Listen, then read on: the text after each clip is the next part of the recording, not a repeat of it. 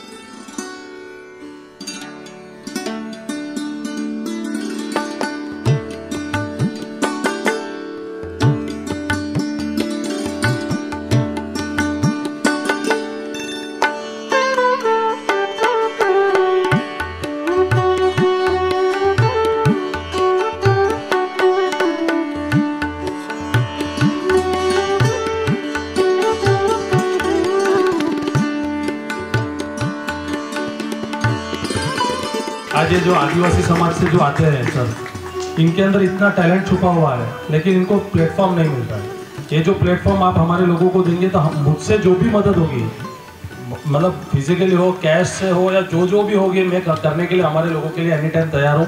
क्योंकि ये प्लेटफॉर्म उनको ऐसे टैलेंट, हमारे यहाँ पे पद्मश्री मिला है जीवा मसे जी को, उनको मैं नज़दीक से जानता हूँ, उनके बच्चे को भी जानता हूँ जो यहाँ पे बैठे हुए हैं. टैलेंट है इनका, लेकिन जो उनको टैलेंट का आउटपुट मिलना चाहिए उनको आज तक कभी मिला नहीं. जहाँ जहाँ हमारी हेल्प होगी अब हमें याद कीजिए, 100% हम आपके साथ आएंगे क्योंकि बहुत ही अच्छा काम है सर. आगे जब भी हमारी मदद लगे मैं भरत राजपूत करके आपके लिए एनी टाइम अवेलेबल रहूँगा. जय हिंद.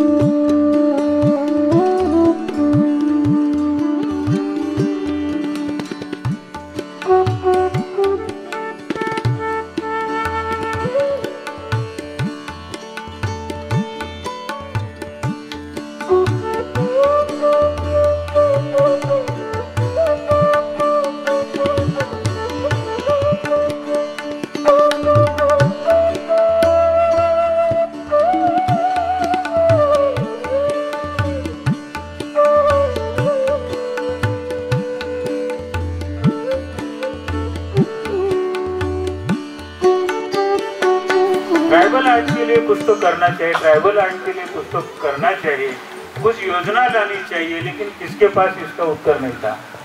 ललित कला एकेडमी ने उसका एक जवाब दिया है. देश भर में जितने भी ट्राइब्स है और प्रैक्टिकली क्राफ्ट में है और कुछ पेंटिंग में है, देश में कम से कम 200 ट्राइब है. अकेले नॉर्थ ईस्ट में 8 डिस्ट्रिक्ट प्लेस में मेरे ख्याल से 57 ट्राइब है. बिहार में बहुत सारे ट्राइब है, भुवनेश्वर और उड़ीसा में बहुत सारे ट्राइब है, मध्य प्रदेश में ज़्यादा ट्राइब है, गुजरात, राजस्थान, महाराष्ट्र. या केरल तक ट्राइब्स है। हमने इसकी घोषणा की है। लास्ट ईयर में मुंबई में हमारा नेशनल हुआ था, साथ में ट्राइबल नेशनल भी हुआ था। वो जो हमारे कलेक्शन का वर्क था उससे हुआ था। तो हमारे पास दूसरा एग्जीबिशन करने के लिए मटेरियल कहां से था? इस साल में देश भर में मेरे ख्याल से 7वां कैंप है, ट्राइबल कैंप है, जिससे वो एग्जीबिशन के लिए चित्र हम लोग कलेक्ट करे, जमा हो रहे। लास्ट ईयर में हमने कोई प्राइज की घोषणा नहीं की थी। इस साल हम ट्राइबल आर्टिस्ट को, उसमें आप भी होंगे, कोई भाग्यवान होगा जो स्पर्धा में खरा उतरेगा, उसको 50,000 रुपए के अवार्ड से सम्मानित किया जाएगा।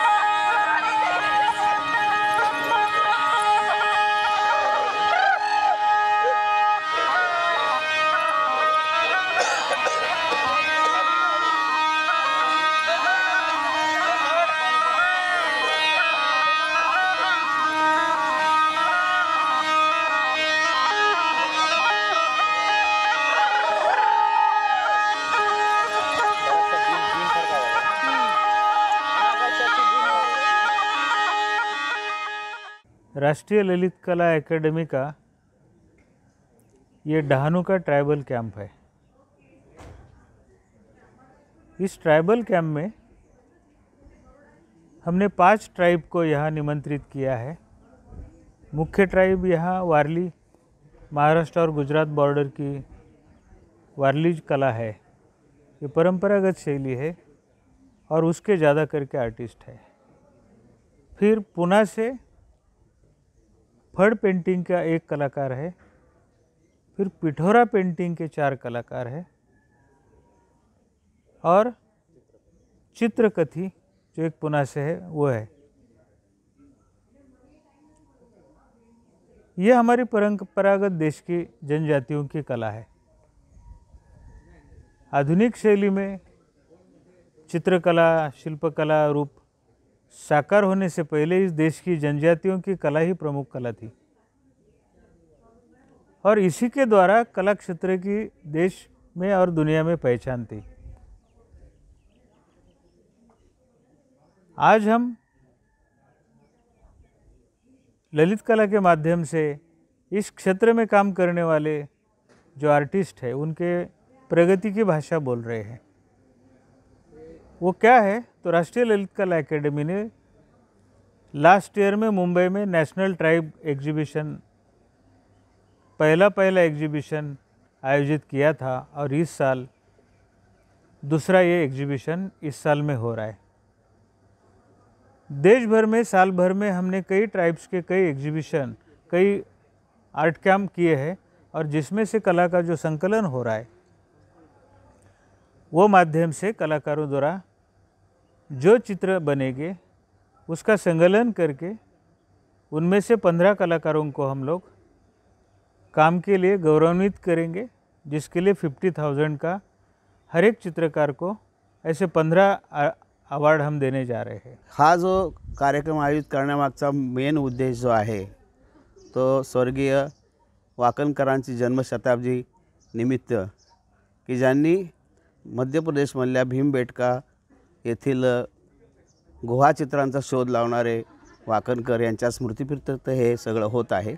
कार्यक्रमाचं संयोजनाची जबाबदारी माझ्यावर दिल्यामुळं मी जानेवारी महिन्यातल्या शेवटच्या आठवड्यात मी या डहाणू आणि पालघर तालुक्याचा, त्याचबरोबर दीव दमण या ठिकाणी सुद्धा मी संपूर्ण दौरा केला. कारण माझ्याकडं जबाबदारी होती की ह्या आदिवासी ज्या ठिकाणी राहतात त्या ठिकाणापासून जवळच जवळ कॅम्प घ्यावा, कारण त्यांना ते सगळ्यांना सोयीस्कर येण्या जाण्यासाठी किंवा त्यांना जास्त दूर बोलवण्याच्या ऐवजी त्यांच्याच परिसरात हा कॅम्प घ्यावा अशी आमची कल्पना होती. जानेवारीमध्ये बरेच ठिकाणं आम्ही पाहिली. जवळपास दिवसभरात 300-350 किलोमीटरचा प्रवास करून आत्ता आपण जिथं डहाणूला बीच जवळचं हॉटेल आहे, रिसॉर्ट आहे, त्या रिसॉर्टमध्ये हा कॅम्प आम्ही ऑर्गनाईज केला. त्याचबरोबर हे ठिकाण फिक्स झाल्यानंतर मी बऱ्याच आदिवासी चित्रकारांच्या घरी स्वतः जाऊन त्यांना भेटलो, त्यांना विनंती केली, त्यांना आमंत्रित केलं.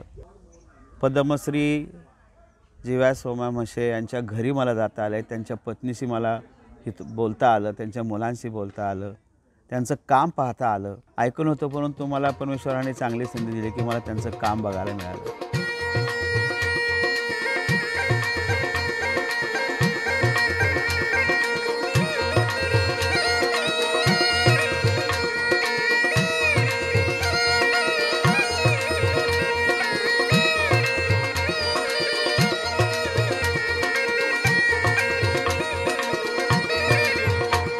मेरा नाम कृतिका जोशी है, मैं भिलवाड़ा से आई हूँ. हमारा जो शैली है फड़ शैली, वो 700 साल पुराना क्राफ्ट है. ये एक नरेटिव आर्ट है जो विजुअल्स के थ्रू नरेशन इसमें किया जाता है स्टोरीज़ का. जो पौराणिक लोक कथा है वो पाबूजी और देवनारायण पे बनाई जाती थी, और इसमें जो मेरे परदादा से, उनके दादा से लेकर के सभी यही काम करते आ रहे हैं. मैंने यहाँ पे ललित कला अकेडमी में मैंने पहला कैंप किया है जब से मैं फड़ पेंटिंग करना मैंने चालू किया है. इस कैंप में मैंने 2 पेंटिंग्स बनाई है फड़ शैली में. दोनों ही मेरे सब्जेक्ट राजा रानी पे है, क्योंकि इसमें ये एक नरेटिव आर्ट है, तो कोई भी एक सब्जेक्ट को लेकर के हम एक स्टोरी क्रिएट करते हैं. इसमें नेचुरल कलर्स का यूज़ होता है. नॉर्मली हम ये खुद ही कैनवास प्रिपेयर करते हैं, खुद ही कलर प्रिपेयर करते हैं, उसी पे हम ये कलर की करते हैं. 7 कलरों का इनमें यूज़ किया जाता है, जिनका क्रम भी एक तरीके से बंधित है. ऑरेंज के बाद येलो, येलो के बाद ग्रीन, ग्रीन के बाद ब्राउन, ब्राउन के बाद रेड, रेड के बाद ब्लू, ब्लू के बाद फाइनली ब्लैक से आउटलाइन और फिनिशिंग की जाती है.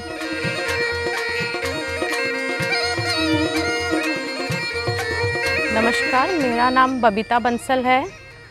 मैं यहाँ ललित कला कैंप में मैंने फर्ड शैली में 2 पेंटिंग्स बनाई हैं. अभी मेरी एक पेंटिंग हुई है, उसका टॉपिक श्री गणेश है. फर्ड में श्री गणेश से ही शुरुआत होती है.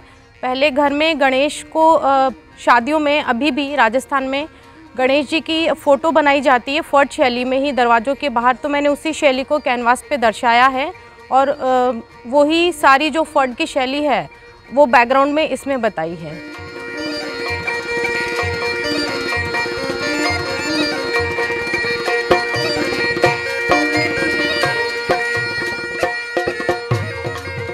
मैं राजस्थान भिलवाड़ा से हूँ. मेरा नाम लोकेश जोशी है. इस कैंप में मैंने हनुमान जी के ऊपर एक सब्जेक्ट लिया है, जो कि फर्ड में रामायण, और मैंने इस पेंटिंग में तीनों कंटेम्प्रेरी और जो फोक आर्ट है उनको तीनों का मिश्रण किया है मैंने. मेरा नाम हित हरिदास वैष्णव है.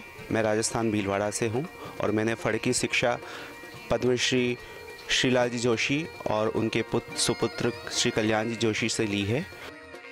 राजस्थान की गौरव गाथा युद्धों से रही है, और जब ये राजा महाराजा युद्ध करके वापस घर आते थे अब तो उनका वेलकम किया जाता था, वही दर्शाया है मैंने अपनी पेंटिंग में. मेरा नाम ओम प्रकाश सालवी है. मैं राजस्थान भिलवाड़ा से बिलोंग करता हूँ. यहाँ ललित कला अकेडमी में ये जो कैंप चेन्नई की तरफ से करा जा रहा है, उसमें पार्टिसिपेट करने के लिए हम 7 कलाकार वहाँ से आए हैं. मैंने फड़ शैली में महाराणा प्रताप पर एक पेंटिंग बनाई है और जहाँ तक जानते हैं जो सारे महाराणा प्रताप को सभी तक जानते हैं, ये शौर्य गाथा के रूप में उनकी पेंटिंग है। मेरा नाम चित्रमल जोशी है और मैं भीलवाड़ा से रहने वाला हूँ और ललित कला अकादमी के द्वारा मेरे को यहाँ पे बुलाया गया, तो मैंने बाबू जी की पढ़ का ये मेन चित्रण किया हुआ है और पूरा दर्शाया हुआ है।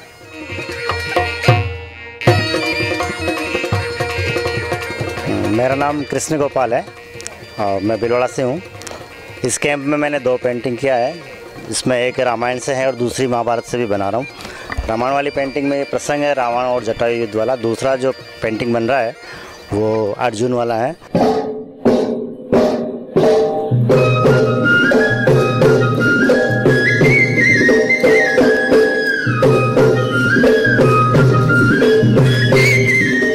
ट्राइबल आर्ट और कंटेम्पररी आर्ट, ये दोनों भी इस समाज की कला क्षेत्र की मुख्य धरोहर है। ललित कला एकेडमी चाहते हैं जिस तरह से ज़्यादा कार्यक्रम, ज़्यादा से ज़्यादा प्रोग्राम हम ट्राइबल आर्ट के लिए करें, जो कंटेम्पररी आर्ट के लिए जो प्रोग्राम मिलते हैं वही करें और महिलाओं को भी इसमें शामिलित करें। जनजातियों में जो कलाकृति का विकास हुआ है उसमें महिलाओं का बहुत बड़ा रोल रहा है। तो ललित कला एकेडमी चाहती है ज़्यादा से ज़्यादा कलाकार ऐसे कैंप में आए, इस कैंप में जुड़े और राष्ट्रीय प्रवाह में ललित कला एकेडमी के साथ और देश और दुनिया के सामने अपना कला का रूप प्रेजेंट करे, दिखाए। और इसके लिए ललित कला एकेडमी आने वाले टाइम में अलग अलग कार्यक्रम के, वर्कशॉप के, स्थानीय इस तरह से कैसे दुनिया में जुड़े, इसके लिए प्लानिंग में लगी है। अभी जो ये पेंटिंग यहाँ बन रही, इस तरह से देश भर में साल भर से जो पेंटिंग लगे हैं उनमें से पेंटिंग का चयन होके आओ हम एक नेशनल ट्राइब एग्जीबिशन मना रहे हैं और जिसमें कलाकारों को सम्मिलित करने जा रहे हैं। आप सभी का उसमें स्वागत करता हूँ।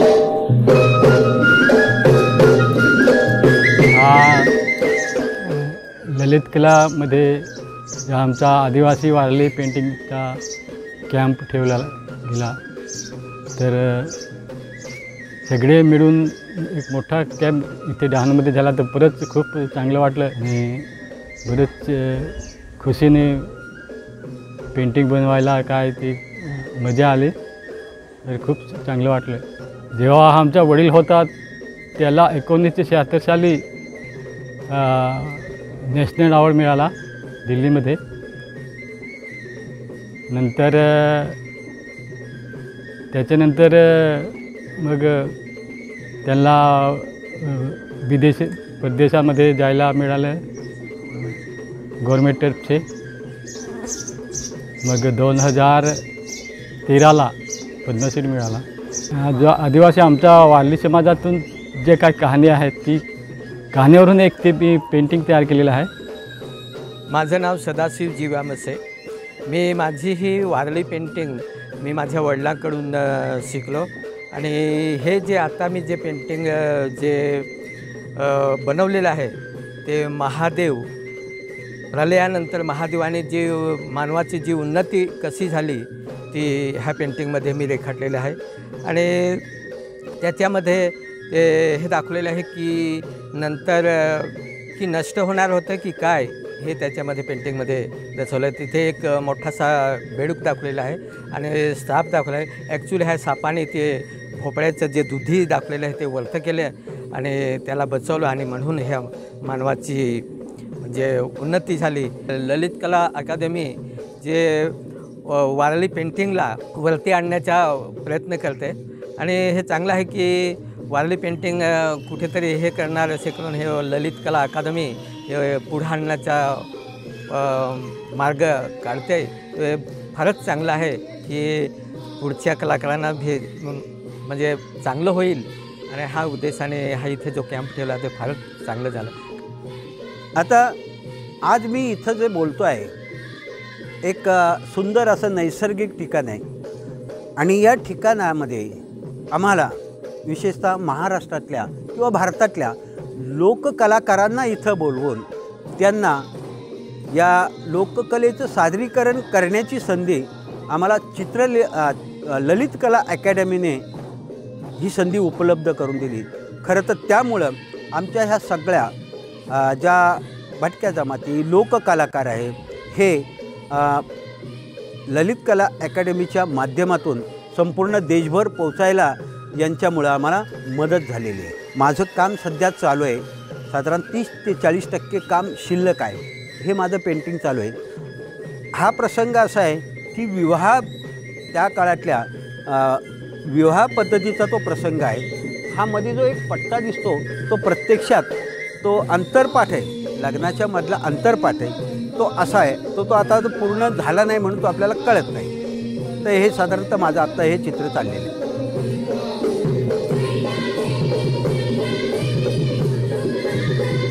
माझं नाव कुसुम सामोखरपडे, माझं गाव आहे उधवा तलासरी आणि मला झाली 25 वर्ष पेंटिंग करते, वारली पेंटिंग करते। आत्ता जी आहे मी पेंटिंग केलेली आहे त्याच्यामध्ये मी एक निसर्गावर एक पेंटिंग केलेली आहे आणि निसर्गामध्ये जे होणारे बदल त्याच्यामध्ये 2 भाग दाखवलेले आहेत। पहिले म्हणजे आपला निसर्ग कसा चांगला होता, सर्व काही चांगलं व्यवस्थित होतं, पाऊस चांगला येत होता, हवा पाणी सर्व काही व्यवस्थित होतं। पण आता असं झालं आहे की सर्व ठिकाणी जंगलतोड झालेली आहेत, नवीन नवीन कंपन्या वगैरे आलेल्या आहेत, प्रदूषण वाढलेलं आहे, त्याच्यामुळे वातावरण पण सर्व खराब झालेलं आहे आणि नवीन नवीन आजार पण येत आहेत। तर मला ह्याच्यामधून एवढंच सांगायचं आहे की हे सर्व आपण टिकवलं पाहिजे। हे आता जे ललित कलाने आम्हाला आता जी संधी दिलेली आहे ती फार मला आवडलेली आहे, कारण ह्याच्यातून आमची जी पेंटिंग आहे ती आमचा संदेश तो आम्ही जगाला दाखवू शकतो आणि ह्याच्यातून भरपूर काही शिकण्यासारखं आहे।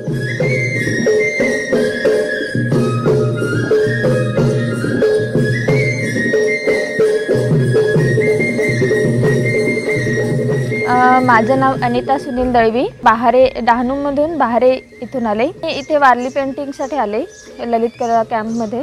लहानपणापासून बघत आले ही पेंटिंग, थोडं करतसुद्धा होते। त्याच्यानंतर आता सिन्सिअरली असं 5 वर्ष झाले मी करते। काही मनोरंजनासाठी काम नव्हतं, ते गुरं घेऊन जेव्हा जंगलात जायचे तेव्हा तिथे गुरं चरत असताना ह्यांचं मनोरंजन म्हणून ते बासरी वाजवणं, तारपा वाजवणं आणि त्याच्यानंतर गाणी बोलणं, तसंच एखाद्या दगडावर वगैरे असे त्रिकोण काटकोण असे काढायचे। त्याच्यानंतर मग आमच्या वारलीमध्ये चौक काढला जातो लग्नासाठी, तो खूप महत्त्वाचा आहे आणि हा चौक जो आहे तो सुवासिनी बायका काढतात। तर त्यांना खूप आज देखील त्यांनी 1-2 तरी काढा आखल्याशिवाय पुरुष मंडळी हात नाही लावू शकत त्याला चौक। तर चौकापासून सुरुवात झाली आणि मग हळूहळू त्याचा विस्तार होत गेला।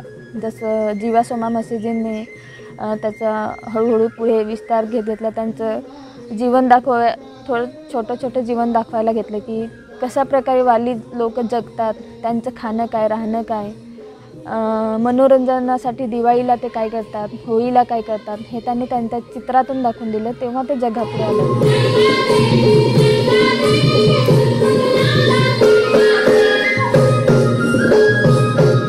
माझं नाव मीनाक्षी वासुदेव वायडा, मी गंजाड या गावी राहते। माझी शैली वारली पेंटिंग आहे, वारली चित्रकला। नंतर मी आता चित्र बनवलेलं आहे, ते बेलावत करण्याची कहाणी आहे। भिंतीवर चौक केला जात होता, का सुवासिनीच बाईक बनवत होती पहिले चौक, दुसरे नाही। आता म्हणजे आत्ता सुधारणा झालेली, तर जे पेंटिंग करत आहेत ना पुरुष लोक, ह्यांना लग्नात विडा देतात चौकाचा। आता तसं बायका लिहतच नाही, म्हणून बायका जरा मागासलेल्या आहेत। तर बायकांनी पण जरा पुढे जावं असं आम्हाला वाटतं। हा कार्यक्रम तर फारच छान केला आहे, कारण ते चेअरमन साहेब दिल्लीचे त्यांना मी भेटली होती। मला त्यांनी सांगितलं होतं का म्हणजे बायकांचाच आपण कॅम्प घेऊया।